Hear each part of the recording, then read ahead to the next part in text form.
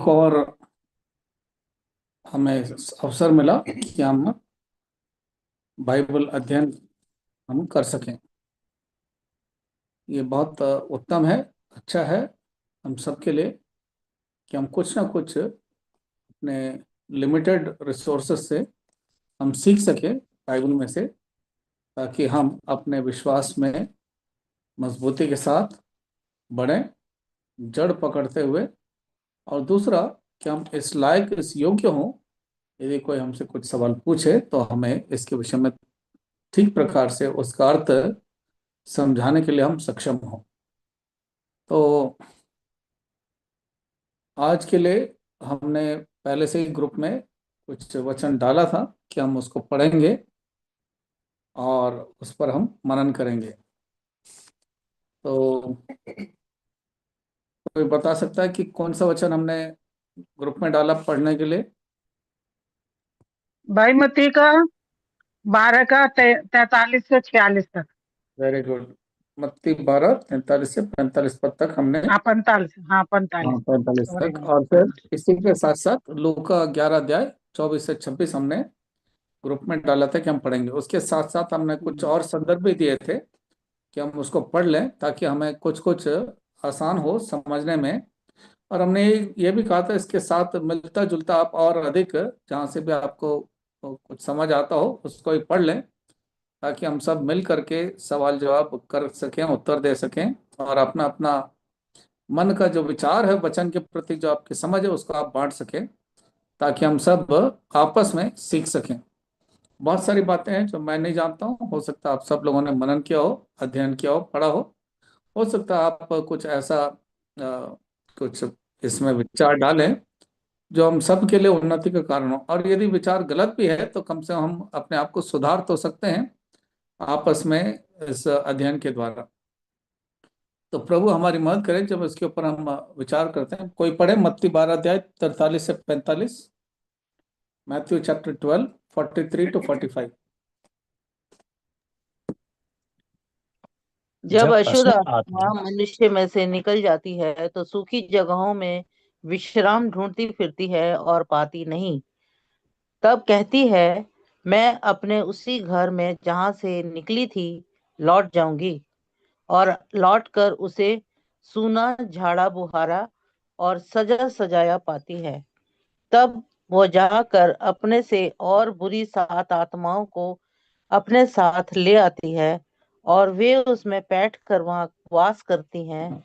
और उस मनुष्य की पिछली दशा पहले से भी बुरी हो जाती है। इस युग हम्म। के बुरे लोगों की दशा ऐसी ही होगी।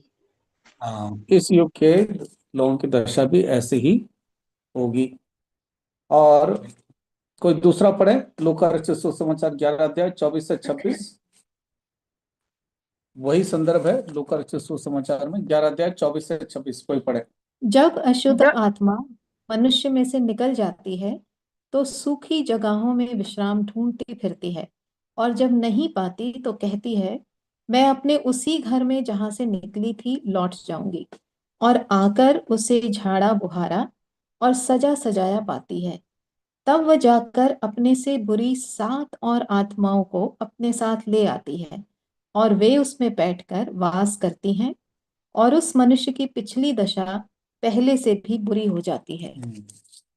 इस भाग का मेरे हिंदी बाइबल में ऊपर एक शीर्षक दिया हुआ, उसमें लिखा है अधूरे सुधार से विपत्ति। अधूरे सुधार से विपत्ति, या मतलब कोई भी सुधार हो तो उसको पूर्ण तौर से सुधार की आवश्यकता है। अधूरा सुधार होने से उसमें बहुत विपत्ति है। तो आइए, इससे पहले कि हम आगे को हम बढ़ें, हम छोटी सी प्रार्थना करेंगे। हमारे सच्चे और जीवित परमेश्वर, धन्यवाद हो प्रभु इस समय के लिए। मैं अपने आप को आपके बहुमूल्य लहू के छिड़काव के अधीन लाता हूँ। मुझे धोएं, शुद्ध करें, पवित्र करें। मेरे विचारों को और मेरे मन को प्रभु आप संपूर्ण तौर से शुद्ध करें। प्रभु, हम लोगों का जो वचन का भाग पड़ा है उसके ऊपर ध्यान करने में और मन करने में प्रभु आपके ग्रहण योग्य हो, और हम सब के लिए लाभ का कारण हो, उन्नति का कारण हो। आप हम सबों के मनों को प्रभु इस विषय पर आप ध्यान लगाएं कि हम दिल से, मन से प्रभु इन वचनों को समझने के लिए इच्छा रखें, कोशिश करें। ताकि हम सब आपकी उपस्थिति के द्वारा और इस बहुमूल्य वचनों के द्वारा, जो दोधारी तलवार के समान, हम कुछ ना कुछ सीख सकें, समझ सकें। हमारी इच्छा यह है प्रभु, कोई भी जब जुड़ता है तो इस समय उनके लिए व्यर्थ ना हो, बल्कि आशीष का कारण हो। यार प्रभु, सबों को आपके बहुमूल्य लहू के अधीन ढांप लें, और प्रभु अपने अनुग्रह में प्रभु आप सबों से बातचीत करें। यार प्रभु, मैं भी इस लायक नहीं, ना इस योग्य हूँ, इसलिए प्रभु और अधिक मुझ पर हो। सब कुछ आपके हाथों में सौंपते हैं। धन्यवाद के साथ इस प्रार्थना यीशु मसीह के नाम से मांगते हैं, आमीन। तो कभी कभी मुझे ऐसा लगता है कि हम आगे बढ़ते जाते हैं और पिछली बातों को भूलते जाते हैं। ये एक सामान्य बात है मनुष्य का, कि बहुत कम जो है पुरानी बातें याद रहती हैं। मोटा मोटा हम बता दें कि अभी तक हमने कितने दृष्टांत के ऊपर मनन कर लिया।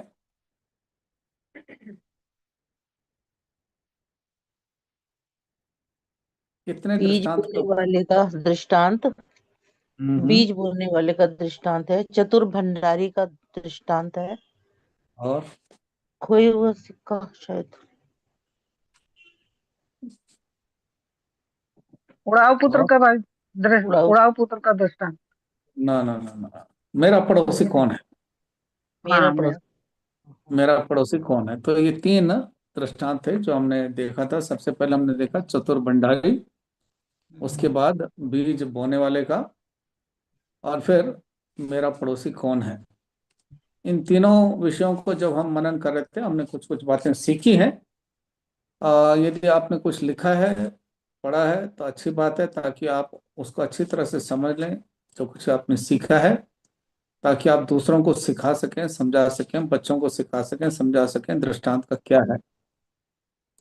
और दृष्टांत के विषय में हमने कहा कि एक एक साधारण एक पृथ्वी की कहानी के द्वारा स्वर्ग की बातों का रहस्य को प्रभु समझाता है। तो प्रभु हम लोगों को इस विषय में मदद करें कि हम किस रीति से इसमें हम आगे बढ़ें। आगे आज हम जो देखते हैं कि अ, अधूरे सुधार का विपत्ति, अधूरे सुधार से विपत्ति है। तो यहाँ पर जो वचन का भाग हमने पढ़ा है, इसमें से मोटा मोटा हम क्या समझते हैं, कोई भी बताएं। जो वचन हमने पढ़ा उसी में से बताएं।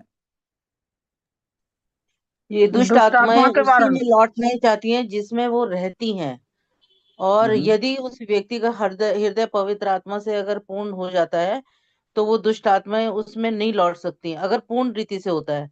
क्योंकि पैरा कुरिन्थियों 6:9-19 में जैसे बताया कि क्या तुम नहीं जानते कि तुम्हारी देह पवित्र आत्मा का मंदिर है। इसमें अंतर है। सुधार पूर्ण रीति से होना चाहिए। अगर नहीं होगा तो वो 7 आत्माएं और आएंगी और उसमें रहेंगी, और उसकी हालत पहले से भी खराब हो जाएगी। तो मोटा मोटा इस पदों से हमें अर्थ यही समझ आता है कि जो जीवन सुधारने के लिए तैयार है और उसके जीवन में से दुष्ट आत्माएं निकल गई हैं, और यदि उस हृदय में परमेश्वर का वचन, परमेश्वर का उपस्थिति की भरपूरी ना हो, तो शैतान कोशिश करता है कि मैं और 7 लोगों को लेकर के उसमें जाऊं, और पहले का हाल से ज्यादा अधिक बुरा होता है बाद का हाल। या शैतान कोशिश यही करता है कि मनुष्य के दिल में बैठे रहे। सबसे अच्छा उसको स्थान वही है, मनुष्य के दिल में बैठने का। जब सूरों के अंदर चला गया था, जब उसने कहा, जब उस व्यक्ति ने कहा कि तुम्हारा नाम क्या है, जब प्रभु ने पूछा, उसने कहा मेरा नाम सेना है। तो 2000 दुष्ट आत्माएं उसके अंदर थी। तो उसने विनती क्या करी कि मुझे सूरों के अंदर भेज दो। जैसे ही सूरों के अंदर गया दुष्ट आत्मा, तो क्या हुआ? भाग के नदी में चली गई और सबके सब डूब गई। तो दुष्टात्मा कभी और किसी जगह पर नहीं जाना चाहता, केवल मनुष्य के दिल में ही जो है समाना चाहता है। क्योंकि उसका एकमात्र उद्देश्य है कि इस मनुष्य को, जिसको परमेश्वर ने अपने स्वरूप में बनाया, उसको बिगाड़े। उसको बिगाड़ने का उसका एकमात्र उद्देश्य है। इसलिए वो मनुष्य के दिल में ही बैठना चाहता है, समाना चाहता है, और उसको किसी न किसी प्रकार से परमेश्वर से दूर करना चाहता है। तो यहाँ पर जब हम इस बात को देखते हैं, इस विषय में, तो सबसे पहले हमें ध्यान रखने की आवश्यकता है कि प्रभु जो है इस नए नियम में जो हम पढ़ते हैं, यदि कोई पढ़े इसको, मत्ती 10 अध्याय 5 और 6 पद। मत्ती 10 अध्याय 5 और 6, कोई दूसरा पढ़े, जिसने पढ़ लिया वो ना पढ़े, कोई और पढ़े।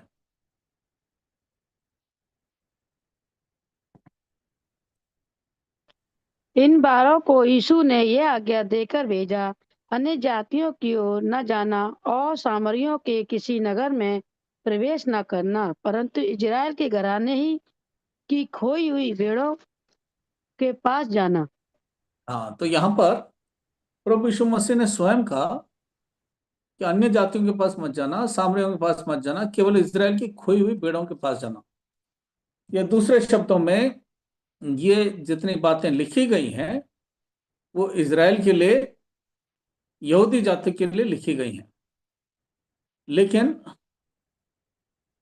हम देखते हैं जैसे जैसे हम नए नियम में आगे बढ़ते जाते हैं, प्रेरितों के काम उसके 10 अध्याय पढ़ते हैं, जब पतरस को ये एक दर्शन मिलता है कि जिस चीज को परमेश्वर ने शुद्ध ठहराया उसको वो अशुद्ध ना कहें।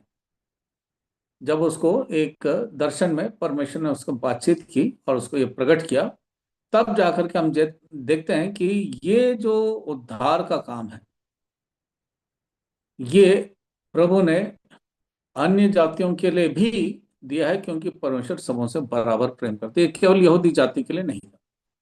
तो अब उस समय तक तो प्रभु यीशु मसीह ने स्वयं कहा कि अन्य जातियों के पास मत जाना, इजराइल की खोई हुई भेड़ों के पास, उनके पास जाना। लेकिन धीरे धीरे हम देखते हैं किस तरह से परमेश्वर ने उस अद्भुत आशीषों को जो इब्राहिम के वंशावली में से प्रभु ने वाचा बांधी थी और यहूदियों के ऊपर यह आशीष थी, परमेश्वर ने उसी आशीष को उन सबको भी दे दिया जो प्रभु यीशु मसीह के ऊपर विश्वास करते हैं। इसलिए जब मत्ती रसूल सुसमाचार में पढ़ते हैं, हम इब्राहिम के से शुरू करके प्रभु यीशु मसीह के जन्म तक की सारी वंशावली को पढ़ते हैं जो वहां पर लिखा गया है। और इस कारण मत्ती रचित सुसमाचार हम देखते हैं संपूर्ण तौर से यहूदियों के ऊपर ही केंद्रित है। लेकिन जैसे हम आगे बढ़ते हैं, परमेश्वर की जो सनातन की इच्छा संकल्प है वो और अधिक प्रकट होता है जब पतरस को इस बात को प्रकट किया जाता है कि ये सब मनुष्य जाति के लिए परमेश्वर का प्रेम है, किसी का पक्षपात नहीं है। अब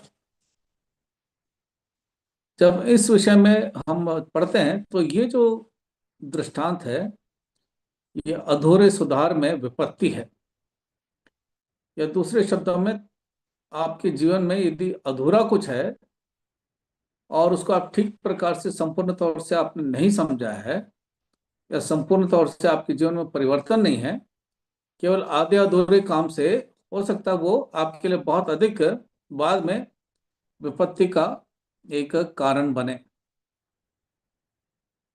जैसे मत्ती रचित सुसमाचार में हम देखते हैं शुरू शुरू में लोगों ने जो है प्रभु यीशु मसीह को, उन्होंने शुरू शुरू में ऐसा लग रहा था कि वो प्रभु यीशु मसीह के ऊपर विश्वास लाने वाले हैं। मत्ती 3 अध्याय 5 और 6 पद पढ़े। मत्ती 3 अध्याय 5 और 6 पद।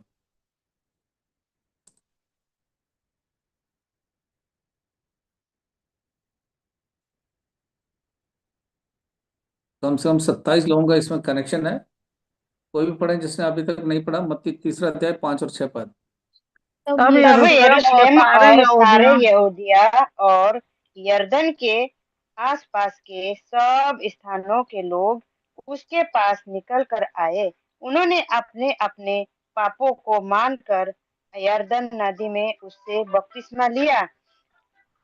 हाँ, तो यहाँ पर हम देखते हैं शुरू शुरू में तो ऐसा मालूम पड़ता है जैसे बहुत सारे यहूदी जो है प्रभु के पास आ रहे हैं सुसमाचार को सुन करके। लेकिन जैसे जैसे हम आगे बढ़ते जाते हैं यही यहूदी लोग जिनके लिए प्रभु यीशु मसीह आया, उनके विषय में हम पढ़ते हैं। मान लीजिए, पढ़िए कोई यूहन्ना रचित सुसमाचार 1 अध्याय 11 पद। यूहन्ना की इंजील 1 अध्याय उसका 11 पद।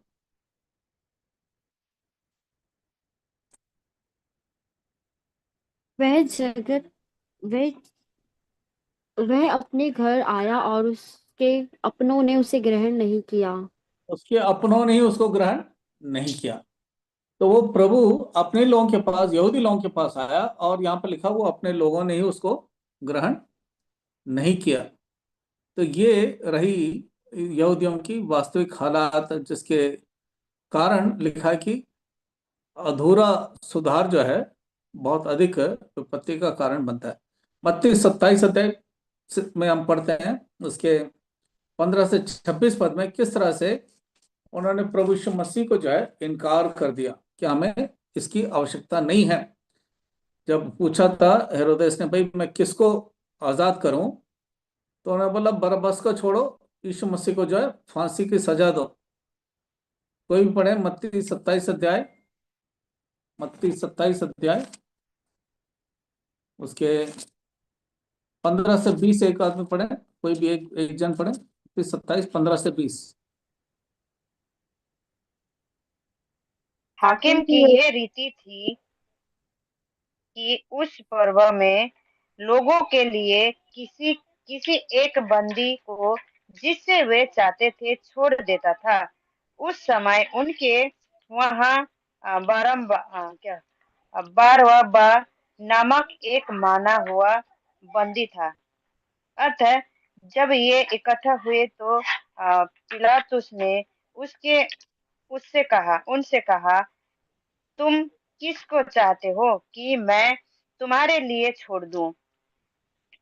अरब्बा को ये या यीशु को, जो मसीह कहलाता है, क्योंकि ये जानता था कि उन्होंने उन्होंने उसे डाहा से पकड़ाया है। जब ये न्याय की गद्दी पर बैठा हुआ था तो उसके पत्नी ने उससे कहला भेजा, तू उस धर्मी के मामले में हाथ न डालना, क्योंकि मैंने आज सपना में उसके कारण बहुत दुख उठाया है। प्रधान याजकों और पुरानियों ने लोगों को उभारा कि वे बरअब्बा के मांग ले और यीशु का नाश कराएं। बस हाकिम अब कोई ने दूसरा, अब कोई और पढ़े 21 से 26। जिसने नहीं पढ़ा कोई और हाकिम पढ़े 21 से 26। हाकिम हाकिम ने ने उनसे पूछा, इन दोनों में से किसको चाहते हो कि मैं तुम्हारे लिए छोड़ दूं? उन्होंने कहा, बरअब्बा को। पिलातुस ने उनसे पूछा, फिर यीशु को, जो मसीह कहलाता है, क्या करूं? सब ने उससे कहा, वह क्रूस पर चढ़ाया जाए। हाकिम ने कहा, क्यों? उसने क्या बुराई है? उसने क्या बुराई की है? परंतु वे और भी चिल्ला चिल्ला कर कहने लगे, वह क्रूस पर चढ़ाया जाए। तब पिलातुस ने देखा कि कुछ बन नहीं पड़ता, परंतु इसके विपरीत हुल्लड़ बढ़ता जाता है, तो उसने पानी लेकर भीड़ के सामने अपने हाथ धोए और कहा, मैं इस धर्मी के लहू से निर्दोष हूँ, तुम ही जानो। सब लोगों ने उत्तर दिया, क्या इसका लहू हम पर और हमारी संतान पर हो? इस पर उसने बरअब्बा को उनके लिए छोड़ दिया और यीशु को कोड़े लगवा कर सौंप दिया कि क्रूस पर चढ़ाया जाए। हाँ, तो यहाँ पर बड़ा साफ हमको दिखाई देता है, लिखा हुआ है कि उन्होंने प्रभु यीशु मसीह को क्रूस पे चढ़ाने के लिए कहा और बोला हमें उस बरअब्बस को, जो कातिल है, उसको जो है आजाद कर दिया जाए। हम्म। और यीशु मसीह को सूली पे चढ़ाया जाए। हमें यीशु मसीह की आवश्यकता नहीं है। जिनके पास प्रभु यीशु मसीह आया, उन्हीं लोगों ने उसको इनकार कर दिया। इसलिए लिखा है कि जो पहले की जो दशा थी, यदि वो ठीक से लोगों ने उसको ग्रहण नहीं किया, तो बाद की दशा उनकी और भी खराब होगी, बल्कि 7 और अधिक दुष्ट आत्माएं आएंगी और उसको अपने कब्जे में कर लेंगी। हम इसको धीरे धीरे भविष्य में जो बातें होने वाली इजराइल के साथ, तो हम यही देखेंगे कि वर्तमान से बाद में जो है उनके उस अनाज्ञाकारिता के कारण, प्रभु यीशु मसीह को ग्रहण नहीं करने के कारण, विश्वास नहीं करने के कारण, उसको इनकार करने के कारण, उसको क्रूस पे चढ़ाने के कारण, वो समय आने वाला है जब उनके ऊपर सब किस्म की विपत्तियां पड़ेंगी, जब तक कि वो दिन आएगा जब वो संपूर्ण तौर से पश्चाताप करेंगे और विश्वास करेंगे। आज वो दिन आने वाला है जब वो सब के सब यहूदी लोग पश्चाताप करेंगे और इस यीशु मसीह के ऊपर विश्वास करेंगे जिसको उन्होंने मना किया है, जिसको उन्होंने क्रूस पे चढ़ाया है। तो बाद में जो बातें होने वाली हैं उस विषय में प्रभु ने दृष्टांत के द्वारा कहा कि अधूरे सुधार से जो है बहुत बड़ी विपत्ति हो सकती है। तो इस अधूरे सुधार में ये जो बातें लिखी गई हैं दुष्ट आत्मा के विषय में, तो अब हम में से जितने यहाँ पर हैं ऑनलाइन जो जुड़े हैं, अब कोई कह सकता है दुष्ट आत्मा क्या क्या करता है?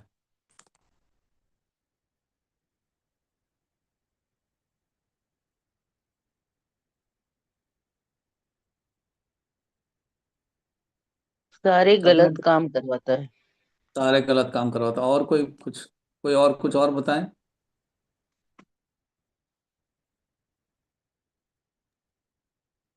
और अंधकार की ओर ले जाने के लिए वो पूरी तरह से कहीं ना कहीं ऐसी युक्ति बनाता रहता है जिससे कि मनुष्य परमेश्वर के वचन से दूर, बाइबल से दूर और अंधकार में ही पछता जाए।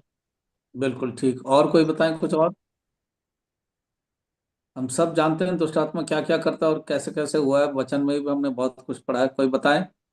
जकड़ लेता है। जकड़ लेता। और बीमारी और घबराहट। बीमारी और घबराहट। यस। और कुछ। पटकता भी है। भटकता भी है। हार देता है। और कुछ। लोगों से विरोध कराता है, लड़ाई झगड़ा, हिंसा, जेलेसी, ये सब भी कराता है। और कुछ। और लोगों की बुरी दशा कर देता है। हाँ, बाइबल के आधार पर कुछ उदाहरण से कुछ बताएं कहीं पर क्या क्या लिखा है करके। दूसरा कुरिन्थियों 4:4। हम्म। और शैतान पढ़िए। ने हम्म। और उन अविश्वासियों के लिए जिनकी बुद्धि इस संसार के ईश्वर ने अंधी कर दी है, हम्म। ताकि मसीह जो परमेश्वर का प्रतिरूप है उसके तेजोमय सुसमाचार का प्रकाश उन पर न चमके। उनके ऊपर तेजों में सुसमाचार का प्रकाश ना चमके। शैतान ने लोगों के आंखों को, मन को अंधा कर दिया है। ये शैतान का काम है, दुष्ट आत्मा का काम है ये। और बताएं।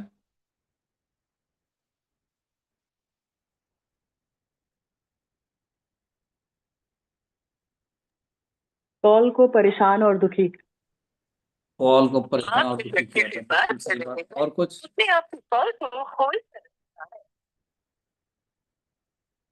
और क्या पढ़ते हैं?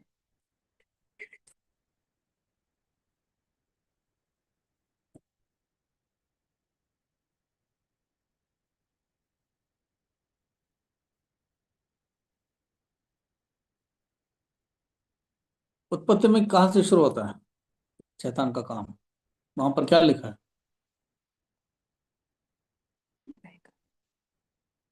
हम्म? आदि से ही शुरू होता है ना उसका काम। अभिलाषा दिखाता है। हाँ, संसार को दिखाता है।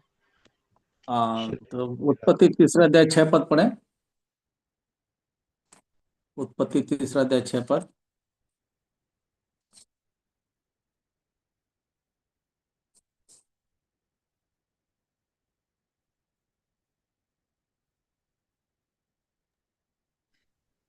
अतः जब स्त्री ने देखा कि उस वृक्ष का फल खाने के लिए अच्छा और देखने में मन भाऊ और बुद्धि देने के लिए चाहने योग्य भी है, तब उसने उसमें से तोड़कर खाया और अपने पति को भी दिया और उससे उसने भी खाया। हम्म, तो यहाँ पर शैतान ने हवा को बहकाया और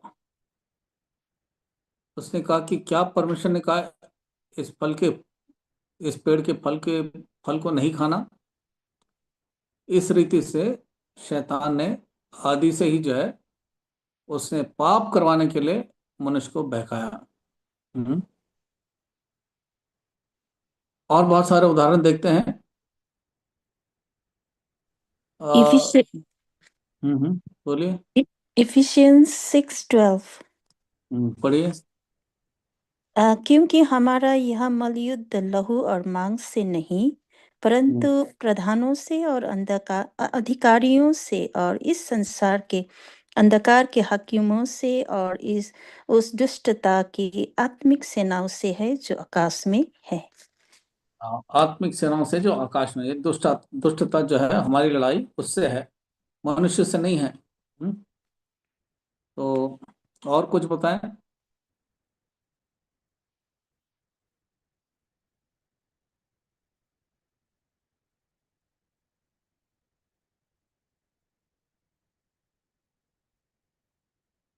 शैतान कैसे कैसे लोगों को बहकाता है।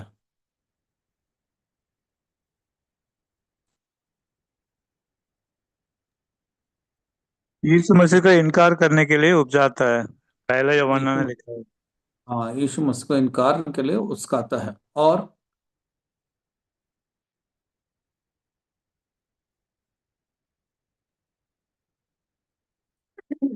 मन में अनेक विचार लाता मन में अनेक विचार लाता है। उत्पत्ति की पुस्तक 13 अध्याय 10 और 11 पढ़े। उत्पत्ति 13 अध्याय 10 और 11।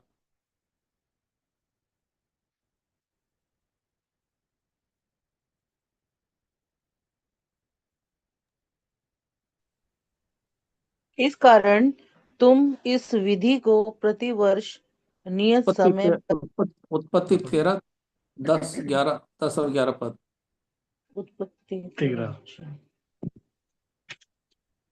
जिसने नहीं पढ़ा वो पढ़े तो अच्छा है। बहुत सारे लोग हम चाहते हैं कि सबके सब भाग लें।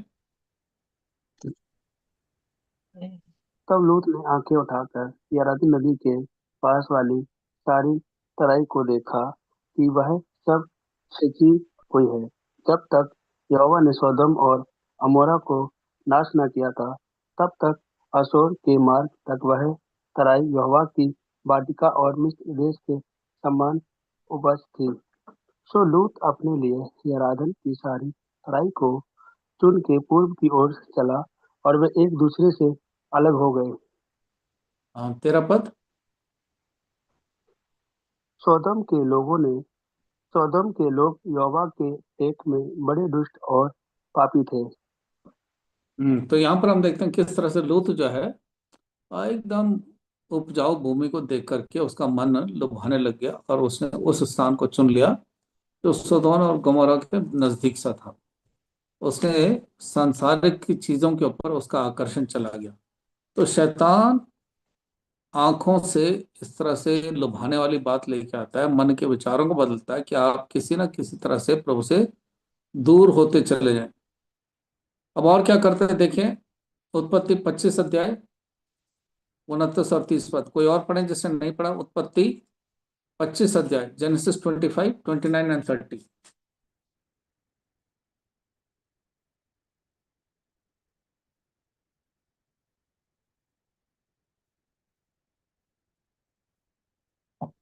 And Jacob sought pottage, and Esau came from the field, and he was faint. And Esau said to Jacob, Feed me, I pray thee, with that same red pottage, for I am faint.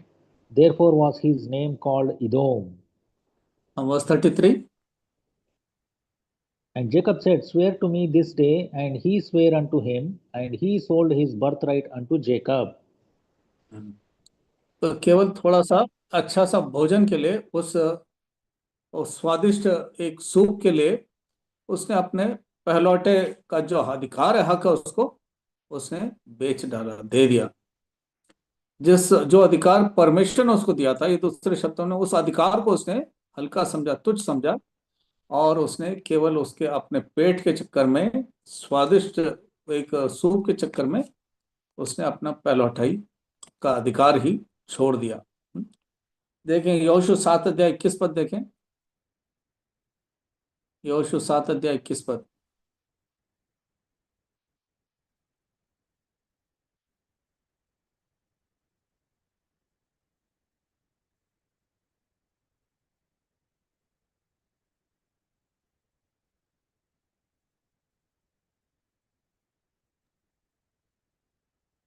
कि जब मुझे लूट में सिनार देश का एक सुंदर ओढ़ना और 200 शेकेल चांदी और 50 शेकेल सोने की एक ईंट देख पड़ी, तब मैंने उनका लालच करके उन्हें रख लिया। वे मेरे डेरे के भीतर भूमि में गड़े हैं और सबके नीचे चांदी है। तो यहाँ पर उसका मन जो है लुभाने लगा, ये दूसरे शब्दों में उसको, वो उसका जो है उसने ईर्ष्या करी सोने और चांदी के लिए, जिसके कारण जो है वो बहुत बड़ा दंड प्रभु के लोगों के मध्य में लेकर के आया। तो किस तरह से शैतान जो है उसने आकान के मन में ये डाल दिया कि उस बातों को चोरी करके चुपके से ले जाएं, सोना और चांदी का।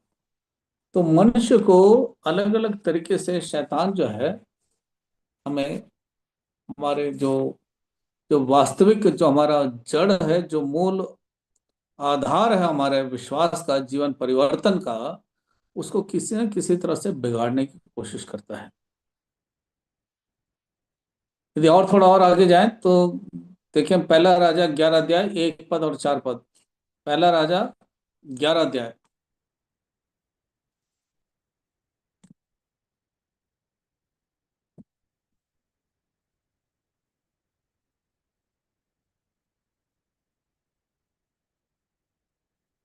पहला राजा 11 अध्याय 1 पद और 4 पद, कोई पढ़े?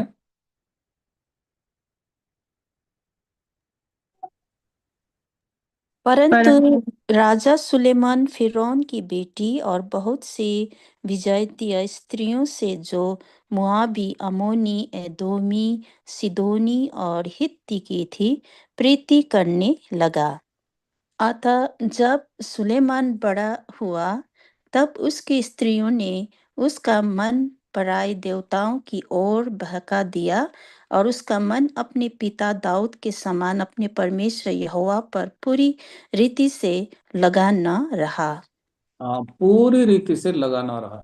दूसरे शब्दों में ये बड़ा सही तरीके से यहाँ पर लिखा है, पूरी रीति से यहोवा के ऊपर मन नहीं लगा उसका। तो हमें सबको ध्यान देने की आवश्यकता है, चाहे स्त्री हो, चाहे सोना चांदी हो, चाहे आपके पेट के चक्कर में हो, चाहे उपजाऊ जमीन दिखे, चाहे वो फल जो आंखों के लिए अभिलाषा का कारण था, मन को लुभाने वाला था, चाहे कुछ भी हो, अलग अलग किस्म से शैतान कोशिश करता है कि हमें पूरी रीति से प्रभु के संग संग चलने ना दें।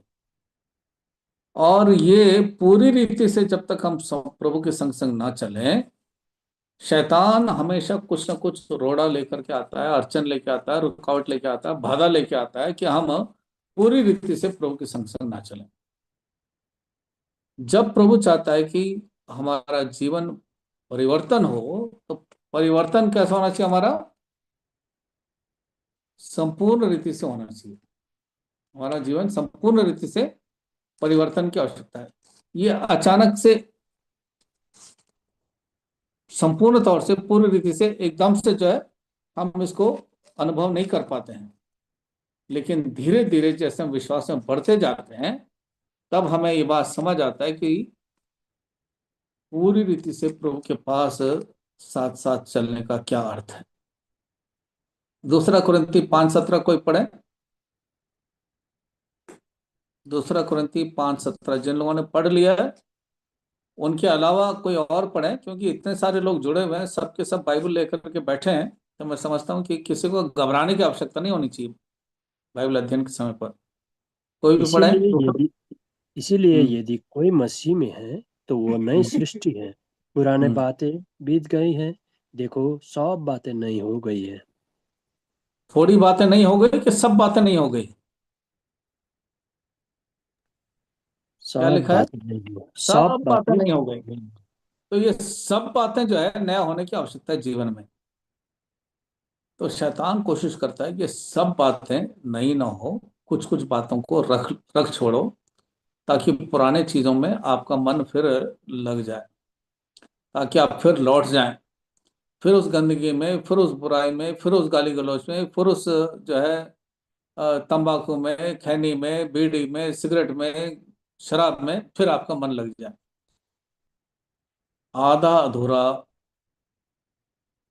परिवर्तन, सुधार जो है विपत्ति का जड़ बन सकता है, यदि हमारा दिल, हमारा मन संपूर्ण तौर से, पूरी रीति से प्रभु के संग संग चलने की लगन, इच्छा ना हो।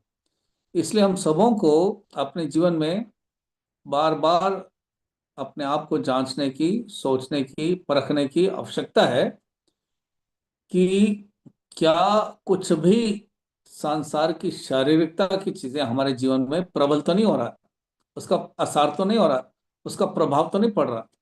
शैतान धीरे धीरे धीरे धीरे जो है अपने कार्य को करता है, और अचानक से एक दिन पता चलता है कि हम संपूर्ण तौर से उससे, प्रभु से काफी दूर हो गए। और जब दूर चले जाते हैं तब शैतान क्या कहता है कि अब तुम्हारा वापस लौटने का कोई उम्मीद ही नहीं है। हमारे मन में ऐसा विचार डाल देता है कि अब प्रभु हमें ग्रहण नहीं करेगा, क्योंकि हम सत्य को जानते हुए भी जो है हम सब कुछ समझते हुए भी हम दूर चले गए। ऐसा कड़वा बीज बोता है शैतान, ताकि हम प्रभु के पास वापस न लौटे। लेकिन प्रभु का वचन क्या कहता है? पहला यूहन्ना पहला अध्याय 7, 8, 9 को पढ़ें। पहला यूहन्ना पहला अध्याय 7, 8 और 9 पद।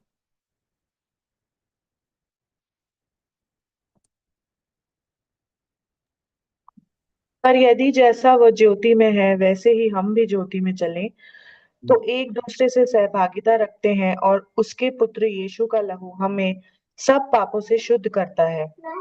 यदि हम कहें कि हम में कुछ भी पाप नहीं, तो अपने आप को धोखा देते हैं और हम में सत्य नहीं। हाँ, यदि तो हम अपने यस, यदि हम अपने पापों को मान लें, और वह हमारे पापों को क्षमा करने और हमें सब अधर्म से शुद्ध करने में विश्वास योग्य और धर्मी है। हाँ, यदि हम अपने पाप को मान लें, प्रभु कहता है बस आपको, हमें सिर्फ अपने पाप मानने की आवश्यकता है, पश्चाताप करने की आवश्यकता है। हम सब जानते हैं कि मनुष्य जो है संपूर्ण रीति से एकदम से जो है उद्धार पाने के लिए पश्चाताप करता है, प्रभु ग्रहण करता है, लेकिन उस पूर्ण तौर से अपने समर्पित जीवन में बढ़ते जाने में शैतान रुकावट का कारण करता है, ताकि हम कहीं ना कहीं उससे दूर हो जाएं, भटक जाएं, गिर जाएं, फिसल जाएं, और हमारा प्रभु की ओर से जो हमारा प्रेम है वो ठंडा हो जाए। इसलिए प्रकाशित वाक्य में क्या लिखा है?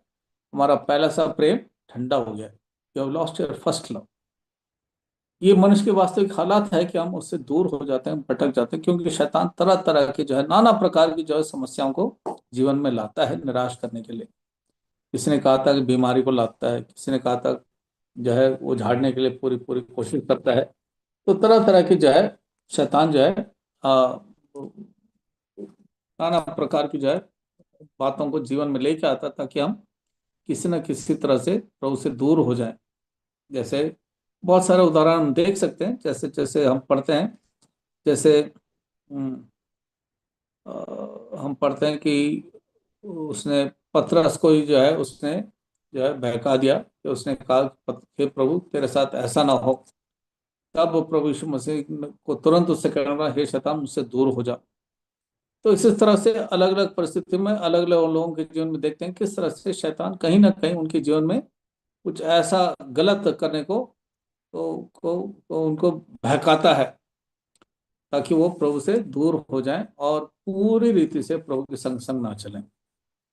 प्रियो, जब हम पूरी रीति से अपने मन को, जीवन को शुद्ध करते हुए पवित्रता में प्रभु के संग संग चलते हैं, तब हम और अधिक प्रभावशाली रहते हैं अपने प्रार्थनाओं में, अपने आराधना में, अपने जीवन के गवाही में और प्रभाव में। शैतान की कोशिश रहता है कि ये जो प्रभाव है हमारे जीवन में से परमेश्वर की सामर्थ का, वो किसी न किसी तरह से उसका प्रभाव कम हो जाए। मंडलियों में, लोगों के घरों में, व्यक्तिगत जीवन में, पारिवारिक जीवन में, कई जगह पर हम देखते हैं किस प्रकार से अलग अलग किस्म की जो है गिरावट है। शैतान हर प्रकार से कोशिश करता है कि हर घर में किसी न किसी तरह से विस्फोट लाए, मतभेद लाए, लड़ाई झगड़ा लाए, मन को जो है आपका परेशान कर दें, ताकि परमेश्वर की वो शांति, जो अपरंपार की शांति है, जो प्रभु ने कहा मैं अपनी शांति तुम्हें देता हूँ जैसे संसार देता, वैसा नहीं, उस शांति को हम अपने जीवन में अनुभव न करें, हम बेचैन हो जाएं। इस कारण किसी किसी तरह से जो है हमारे जीवन में कभी शुगर हो जाता है, कभी ब्लड प्रेशर हो जाता है, पता नहीं क्या क्या किस्म की चीजें आती रहती हैं। फिर जो है हम उसके ऊपर अपना सारा मन जो है, अपना सारा विचार को उसी में लगा देते हैं। शैतान तरह तरह की बीमारी को भी लेके आता है। ये नहीं कि हर बीमारी शैतान की तरफ से, लेकिन शैतान लाता है। परमेश्वर कई बार अनुमति देता है, इसलिए कि हम बार बार वापस अपने घुटनों में आए और इस बात का एहसास करें कि प्रभु हम संपूर्ण रीति से तेरे संग संग चलें, ताकि हमारी प्रार्थना प्रभु सुने और उत्तर दें, और मांगने और सोचने से बढ़कर प्रभु जवाब दें, और हम अपने जीवन में एक बेदारी को देख सकें, व्यक्तिगत तौर से, पारिवारिक तौर से और पूरी मंडली में। ये कब शुरू होगा? जब एक एक जन, एक एक भाई, एक एक बहन अपने व्यक्तिगत जीवन में इस बात को एहसास करें कि प्रभु चाहता है कि हम संपूर्ण रीति से प्रभु के संग संग चलते रहें। तो यदि हम और अधिक इसके ऊपर मनन करते रहेंगे तो हमें पता चलता है किस प्रकार से शैतान जो है अलग अलग किस्म से जो है परीक्षाएं नाना प्रकार के हमारे जीवन में लेकर के आता, ताकि हम प्रभु से दूर हो जाएं। और प्रभु चाहता है कि हम इन सब चीजों के ऊपर हम विजयी हों। देखें 2 कुरिन्ती 11:4 2 कुरिन्ती 11:4। यदि कोई तुम्हारे पास आकर किसी दूसरे यीशु का प्रचार करे जिसका प्रचार हमने नहीं किया, या कोई और आत्मा तुम्हें मिले जो पहले ना मिला था, या और कोई सुसमाचार सुनाए जिसे तुमने पहले ना माना था, तो तुम उसे सह लेते हो। हाँ, तो कह रहे कि कोई और सुसमाचार यदि कोई प्रचार करे तो उसको तुरंत हमें सावधानी के साथ ध्यान रखने की आवश्यकता है कि जिस सुसमाचार को हमने सुना है उससे इधर उधर ना भटकें। आजकल बहुत सारे लोग हैं, घूमते फिरते हैं सफेद कपड़े पहने हुए और वही बाइबल बैग लेकर के ऐसा सामने आते हैं जैसे कि उनसे जो है बढ़िया कोई विश्वासी नहीं होगा, जैसे वो स्वर्ग से उतरे हैं और ऐसे ऐसे वचन हमको सुनाने के लिए, प्रार्थना करने के लिए घर आ जाते हैं। सब जो है आजकल बहुत सारे लोगों से हमें सुनने को मिलता है कि किस प्रकार से वो भिन्न भिन्न प्रकार के सुसमाचार को लाते हैं। यीशु मसीह आदमी नहीं था जी, औरत था, और ना जाने कितने किस्म के और भी जो है मन गणित बातें लेकर के आते हैं और वचन को ही मोड़ मरोड़ करके जो है आपको सिखाते हैं, समझाते हैं, और भोला भाला जो है वो तुरंत जो है फंस जाता है। इसलिए प्रभु के वचन में उस समय से ही जो है चेतावनी दी गई है कि लोगों को भरमाने वाली आत्माएं जो है कोशिश करते हैं कि प्रभु से हमें दूर कर दें। 1 तिमोथी 4:1 कोई और पढ़े? 1 तिमोथी 4:1 कोई पढ़े? कोई और जिसने अभी तक नहीं पढ़ा है?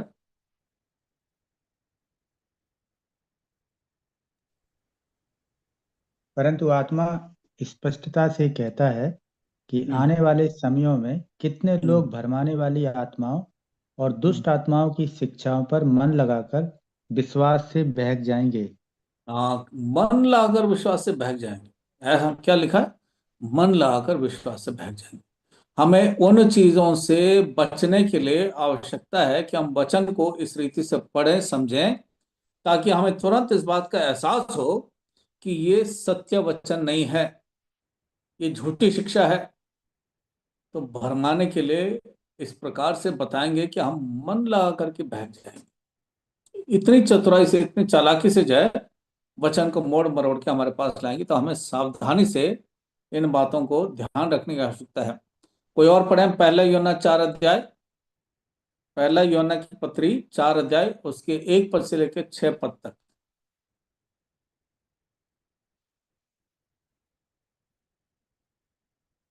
अपने घबराहट को, हिचकिचाहट को दूर करें। जिसके पास भी बाइबल है, जो पढ़ सकता है, उनसे निवेदन है कि जो जिन्होंने नहीं पढ़ा वो पढ़ें। पहला यूहन्ना 4 अध्याय 1 पद से 6 पद तक।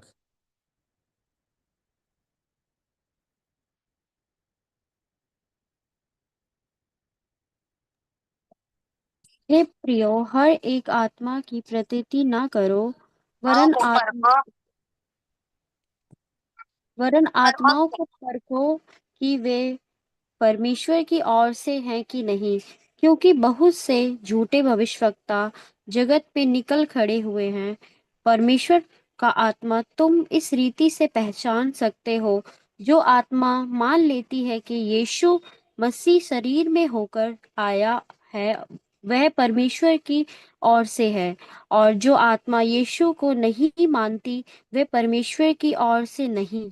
और वही तो मसीह के विरोधी की आत्मा है, जिसकी चर्चा तुम सुन चुके हो कि वह आने वाला है और अब भी जगत में है। हे बालकों, तुम परमेश्वर के हो और तुमने उन पर जय पाई है, क्योंकि जो तुम में है वह उससे जो संसार में है बड़ा है। वे संसार के हैं, इस कारण वे संसार की बातें बोलते हैं और संसार उनकी सुनता है। हम परमेश्वर के हैं। जो परमेश्वर को जानता है वह हमारी सुनता है, जो परमेश्वर को नहीं जानता वह हमारी नहीं सुनता। इस प्रकार हम सत्य की आत्मा और भ्रम की आत्मा को पहचान लेते हैं। सत्य की आत्मा और भ्रम की आत्मा को पहचानने का हमें प्रभु समझ दें। जितने प्रभु के वचन में संगति में हम एक साथ मिल करके प्रभु में विश्वास में बढ़ते जाते हैं, हमें जैसे जैसे हम प्रभु में बढ़ते हैं, हमें इस पहचान में बढ़ने की आवश्यकता है कि हम सत्य की आत्मा और भ्रम की आत्मा दोनों को पहचान सकते हैं। तो हम सब के सब इस बात के लिए प्रभु से प्रार्थना करें, प्रभु हमें इस पहचानने की आप हमें शक्ति दें, ताकि जितने इस संसार में घूमते फिरते हैं प्रभु यीशु मसीह के नाम को लेकर के, हम इस बात को जान सकें कि वो ब्रह्म की आत्मा है या सत्य की आत्मा है।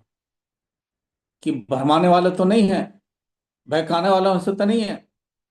तो प्रभु के वचन में पहले से ही ये बातें लिख दिया गया है। ख्रीष्ट विरोधी आत्मा, ख्रीष्ट विरोधी लोग इस संसार में घूमते रहेंगे। उस जमाने से ही जो है इस प्रकार के लोग हैं जो हमें भरमाने की कोशिश करते हैं। ये थी भरमाने वाली आत्मा। अब कोई पढ़े मत्ती रचित सुसमाचार 10 अध्याय उसका 1 पद। मत्ती 10 अध्याय 1 पद। मत्ती रचित सुसमाचार 10 अध्याय उसका 1 पद। फिर उसने अपने 12 चेलों को पास बुलाकर उन्हें अशुद्ध आत्माओं पर अधिकार दिया कि उन्हें निकालें और सब प्रकार की बीमारियों और सब प्रकार की दुर्बलताओं को दूर करें।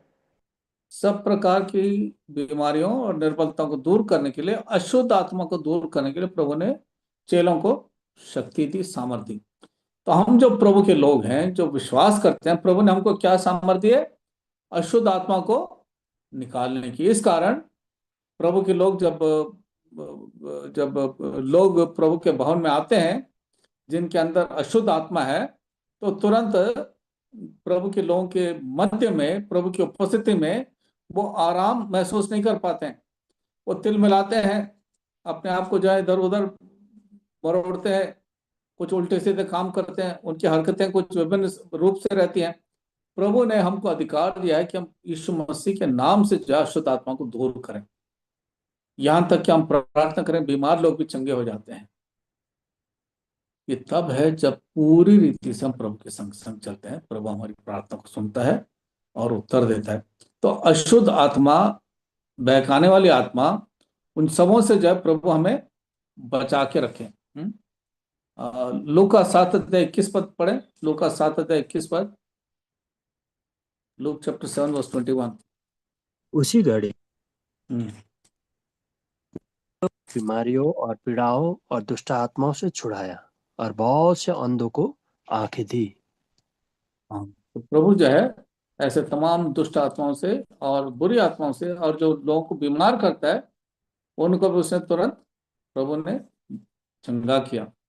यहाँ तक कि कहीं कहीं पढ़ते हैं एक उदाहरण में, जो आत्मा गूंगी थी, प्रभु ने उस गूंगी आत्मा को डांट करके दूर किया और वो बोलने लगा। तो ये दुष्ट आत्माएं, बुरी आत्माएं विभिन्न प्रकार के काम करती हैं जो कई बार हमारे सोचने और समझ से बाहर है। देखें आश्चर्य कर्म कैसे करता। हमने मूसा के जीवन में उस जमाने में देखा किस प्रकार से फिरौन के पास जब मूसा गया, मेरे लोगों को जाने दो, तो उसने जाने नहीं दिया। उसने अपने जादूगर, जादू टोना करने वाले, भरमाने वाले इन सब लोग बुला करके जो आश्चर्य कर्म मूसा ने हारून के उस छड़ी के द्वारा करके दिखाया, उसको उसने अपने जादूगरों से करके दिखा दिया। जब तक कि परमेश्वर ने और अधिकाई से और बढ़ करके अपने आश्चर्य कर्म को नहीं दिखाया, जिसको वो जो है कॉपी नहीं कर सकते थे, क्योंकि उनके पास उतना सामर्थ्य, उतना अधिकार नहीं था। तो आश्चर्य कर्म भी ये दुष्ट आत्माएं कर सकती हैं। ये एक कारण है जिसकी वजह से हम तमाम प्रभु के लोगों को कहते हैं कि आप ऐसे आश्चर्य कर्म के पीछे मत भागो, कि जहां बड़ी बड़ी सभाएं होती है, आश्चर्य कर्म के नाम से जो है, मिराकल के नाम से लोग सभाएं रखते हैं, आप ऐसे दृश्य से, ऐसे माहौल से अपने आप को दूर रखो। देखें तो प्रकाशित वाक्य की पुस्तक 16 अध्याय 13 और 14 पद। प्रकाशित वाक्य की पुस्तक 16 अध्याय 13 और 14 पद।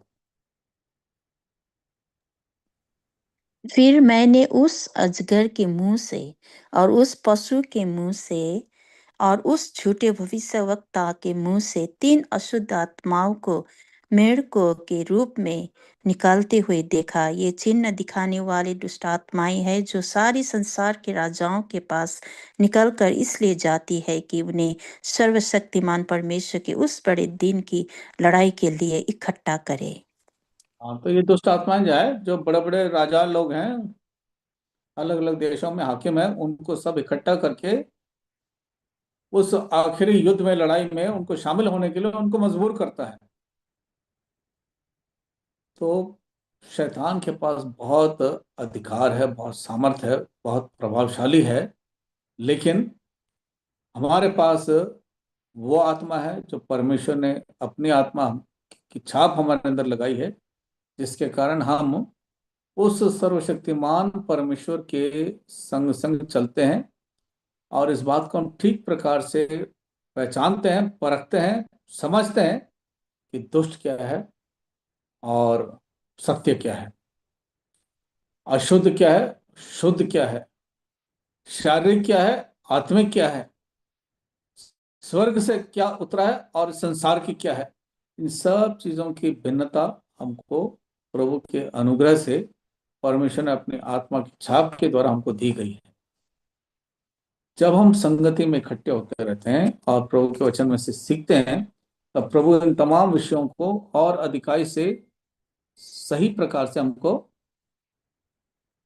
प्रभु समझाता है। तो इसलिए इस दृष्टांत में लिखा है कि आधा अधूरा जो सुधार है वो बहुत अधिक विपत्ति को ला सकता है। इसलिए हमें अपने जीवन में ये लगन, ये भूख, ये प्यास और ये अंदर से जो है एक तरह का एक इच्छा होनी चाहिए कि हम संपूर्ण रीति से, अपने पूरे मन से, पूरे तन से, पूरे यत्न से, पूरी शक्ति से, पूरे बल से जो है प्रभु के संग संग चलें। Thou shalt love the Lord thy God with all thy heart, with all thy soul, with all thy strength, and with all thy mind। मतलब सब कुछ हमारा सर से लेकर पांव तक उस प्रभु से जुड़े रहने की आवश्यकता है। जैसे योना की इंजील 15 अध्याय में पढ़ते हैं, जब तक प्रभु में जुड़े ना रहो, बने ना रहो, फल नहीं ला सकते। शैतान कोशिश करता है कि हमें उस जुड़े रहने की उस भावना से, उस संगति से, उस परिस्थिति से हमें अलग कर दें, ताकि हम सूख जाएं, मुरझा जाएं, निराश हो जाएं और हम दूर हो जाएं, प्रार्थना करना छोड़ दें, बाइबल पढ़ना छोड़ दें, प्रभु के भवन में आना छोड़ दें। अलग अलग किस्म की निराशाजनक बातों का हमारे जीवन में आने देता है। इसलिए बहुत अनिवार्य है कि हम संगति में जुड़े रहें, वचन पढ़ते रहें, वचन को समझने की कोशिश करें। यदि नहीं समझ आता, किसी भाई बहन से पूछें, ताकि हम इसको ठीक प्रकार से, संपूर्ण रीति से, पूरे दिल से, पूरे मन से हम प्रभु के संग संग चल सकें, ताकि हम आधे अधूरे ना हो, बल्कि संपूर्ण रीति से हम प्रभु के संग संग चल सकें, ताकि उन विपत्तियों को, जो 7 और अधिक बुरा दुष्ट आत्माएं लेकर के हमारे जीवन में आ सकता है, ऐसी परिस्थिति से हम बच जाएं। तो पहले हमें यह एहसास करने की आवश्यकता है कि हम संपूर्ण रीति से अभी हम प्रभु के संग संग नहीं चलते हैं। तो प्रभु हमें प्रकट करें। इसलिए भजन 139 में क्या लिखा है? भजन 139 उसके आखिरी 2 पदों को पढ़ें, 23 और 24 पर है। Psalm 139 उसका 23 और 24। भजन हे 139। परमेश्वर, हे परमेश्वर, मुझे जांच कर जान ले, मुझे परख कर मेरी चिंताओं को जान ले, और देख कि मुझ पर कोई बुरी चाल है या नहीं, और अनंत के मार्ग में मेरी अगुवाई कर। अनंत के मार्ग में मेरी अगुवाई कर, देख कि मेरे में कोई बुरी चाल है कि नहीं। दाऊद का भजन, ये भजन का लिखने वाला जो है, वो इतना अधिक प्रभु से प्रेम करता हुआ, उसके अंदर इतनी भूख प्यास है प्रभु के लिए, प्रभु से प्रेम करने के लिए, बार बार प्रभु के पास आता है। कहता है, प्रभु मुझे जांच कर देख, मुझे परख कर देख, मेरी चिंताओं को जान ले, देख कि मुझ में कोई बुरी चाल है कि नहीं, मेरे अनंत के मार्ग में मेरी अगुवाई कर। प्रियो, ये भूख, ये प्यास, ये लगन, ये इच्छा हम सबके जीवन में रोज रोज बढ़ती जाए। यदि कहीं पर भी जरा भी कहीं आप आलस करें, तो आप ये देखिए कि शैतान आपको किसी न किसी तरह से सुस्ती में, आलसीपन में, और आज नहीं कल करेंगे, कल नहीं परसों करेंगे, इस तरह से जो है हमको दूर करता चला जाता है। इसलिए एक एक दिन, चाहे थोड़ी देर सही, प्रार्थना करें, व्यक्तिगत रूप से, परिवार के लिए, जो परिवार में उद्धार नहीं पाए उनके लिए, और अपने जीवन के द्वारा प्रभु का सामर्थ्य प्रकट किया जाए, ताकि आप किसी को वचन दें, गवाही बांटें, तो प्रभु उसके जीवन को तुरंत बदलने के लिए उसके अंदर एक ऐसा प्रेम डालें, और हमारे अंदर का प्रेम दूसरे को इतना प्रभावित करे, वो हमसे पूछें कि ऐसी क्या बात है, कि आपके अंदर इतना प्रेम कैसे है, इतनी शांति कैसे है, इतनी मुस्कुराहट कैसे है, इतने आनंद कैसे है। आपके घर में इतने दुख है, परेशानी, संकट है, सब कुछ है, लेकिन फिर भी आप प्रभु से इतना प्रेम करते हैं, आपके चेहरे में इतनी मुस्कुराहट है, शांति है। उन सबका कारण हम बताएं। पूर्ण रीति से प्रभु के संग संग चलने से शैतान अलग अलग किस्म की बाधाएं, रुकावट लाता है। उसको हम पहचाने, उसको हम परखने की शक्ति प्रभु से मांगे। प्रभु हमें वो शक्ति, वो सामर्थ परखने की हमें दी जाए, ताकि हम उसमें ठीक प्रकार से हम आगे को हम बढ़ सकें, चल सकें।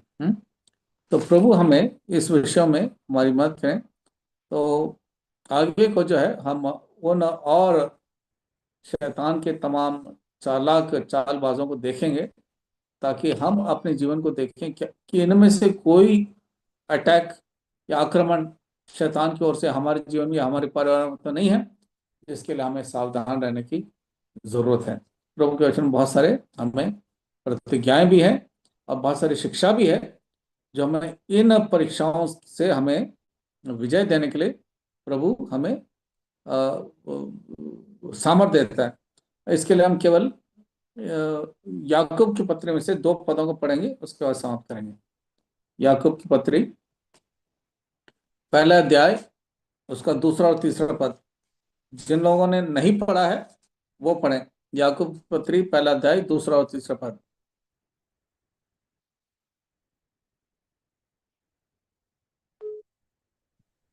याकूब की पत्री पहला अध्याय दूसरा और तीसरा पद। कोई भी जिसने नहीं पढ़ा है, जिसको मिल गया, जेम्स चैप्टर 1 वर्सेस 2 और 3। हे मेरे भाइयों, जब तुम नाना प्रकार की परीक्षाओं में पढ़ो तो उसको पूरे आनंद की बात समझो, यह जान करके तुम्हारे विश्वास के परखे जाने से धीरज उत्पन्न होता है। विश्वास के परखे जाने से धीरज उत्पन्न होता है। उत्पन्न हाँ, अब कोई पढ़े याकूब की पत्री 1 अध्याय उसका 12 पद। कोई और पढ़े याकूब की पत्री।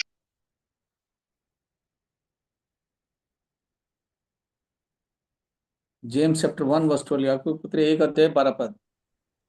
धन्य है धन्य वो है वह मनुष्य जो परीक्षा में स्थिर रहता है, क्योंकि वह खरा निकलकर जीवन का वह मुकुट पाएगा जिसकी प्रतिज्ञा प्रभु ने अपने प्रेम करने वालों से की है। Blessed is the man that endure temptation है, मतलब सहने की शक्ति प्रभु हमें देता है ताकि हम अंत में हम विजयी हों, जयवंत हों।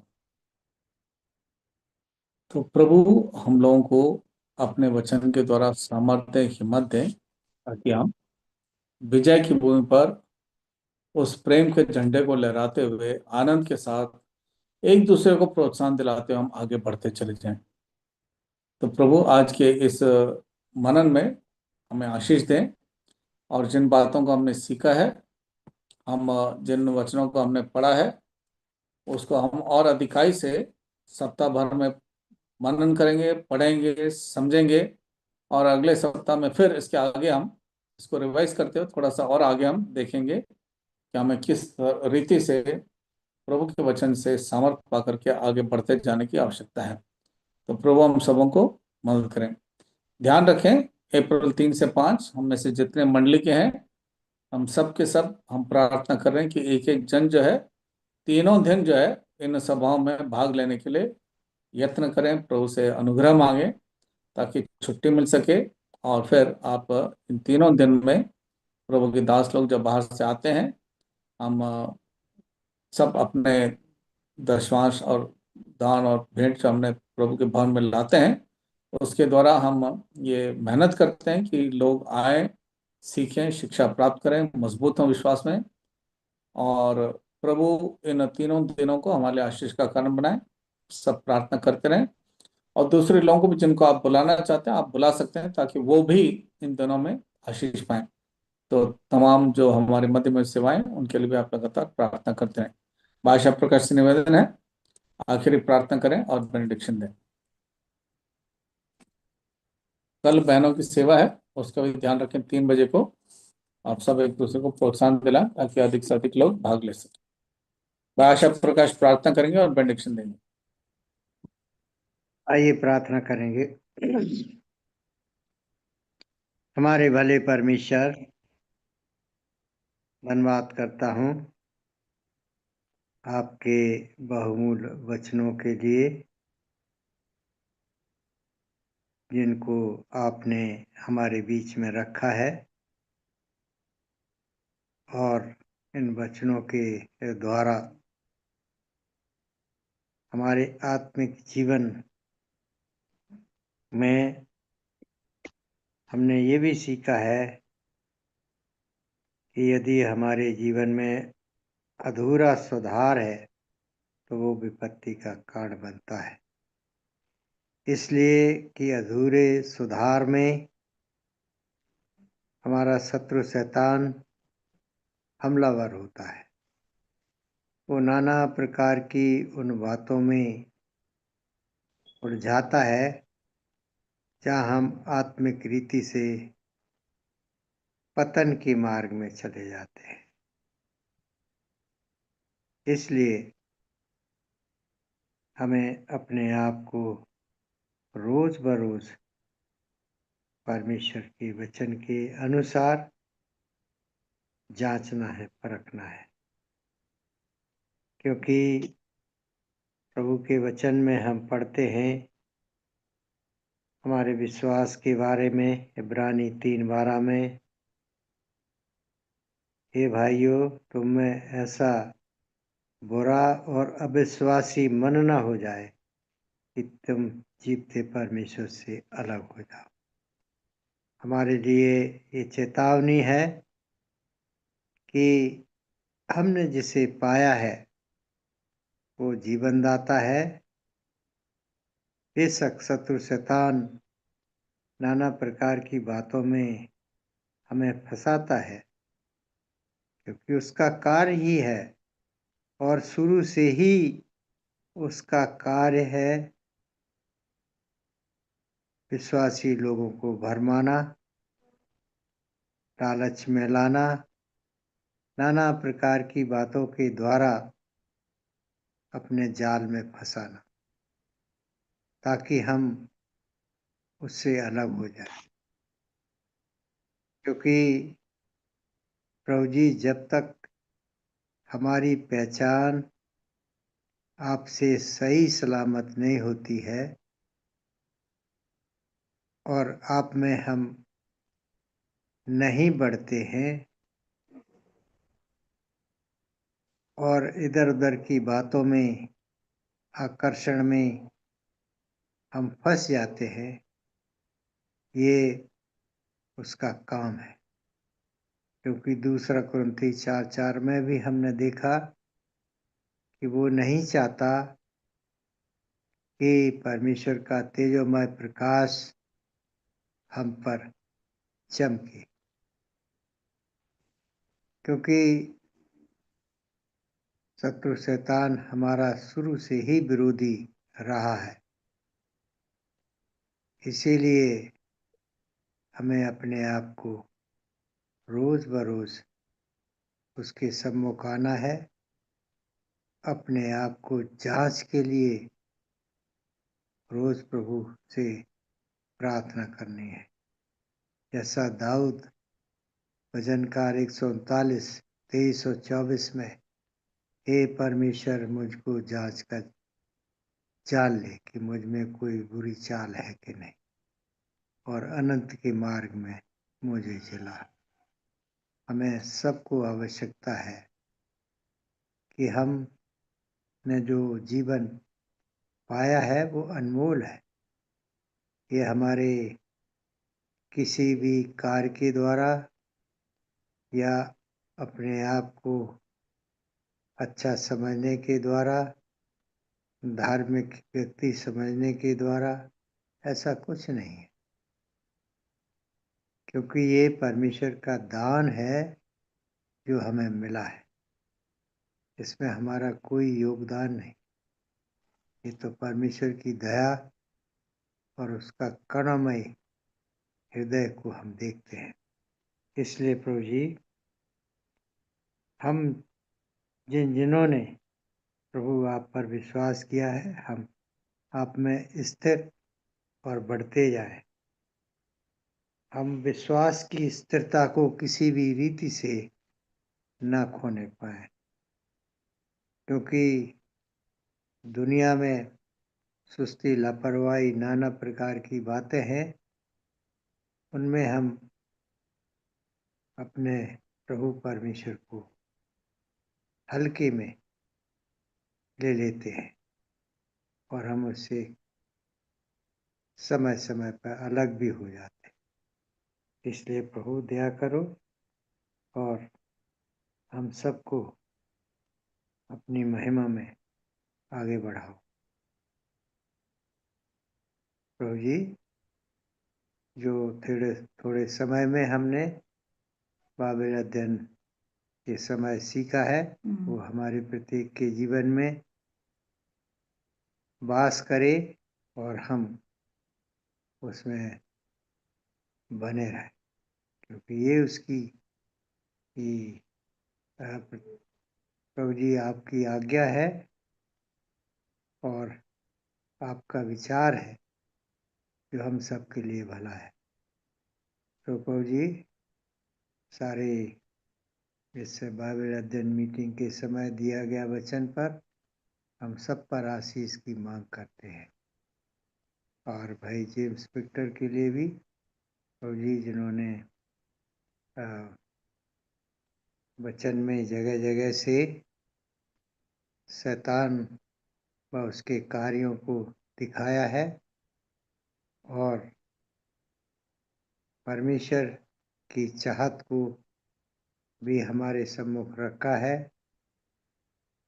सब बात, ताकि हम सब बातों में शत्रु शैतान की चाल से हम बच करके उस सच्चाई के मार्ग में लगातार बने रहें, जुड़े रहें, ताकि हम उसमें फूलें और फलें। प्रभु दया करो। और प्रभु जी, यही हमारी विनती है कि हम कहीं भी रहें, किसी भी मंडली से ताल्लुक क्यों ना हो हमारा, लेकिन हम आप में बने रहें। साथ साथ प्रभु जी, 3 से 5 अप्रैल में जो गुड फ्राइडे ईस्टर की विशेष सभा होने वाली है, उसमें भी प्रभु जी हम अधिक से अधिक लोग जो भिन्न भिन्न मंडलियों से आएंगे जुड़ सकें। प्रभु जी दया कीजिए। सब बातों को प्रभु आपके निकट लाते हैं, क्योंकि आप ही हैं सब प्रकार का सुधार करने वाले और सब प्रकार का बंदोबस्त करने वाले। प्रभु धन्यवाद देते हुए विनती बड़े विश्वास साथ मसीह यीशु नाम से मांगता हूं, आमीन। अब हमारे परमेश्वर पिता का प्रेम, मसीह यीशु का अनुग्रह, पवित्र आत्मा की सहभागिता सारे प्रियजनों पर और तमाम विश्वासी जनों पर हमेशा हमेशा बना रहे।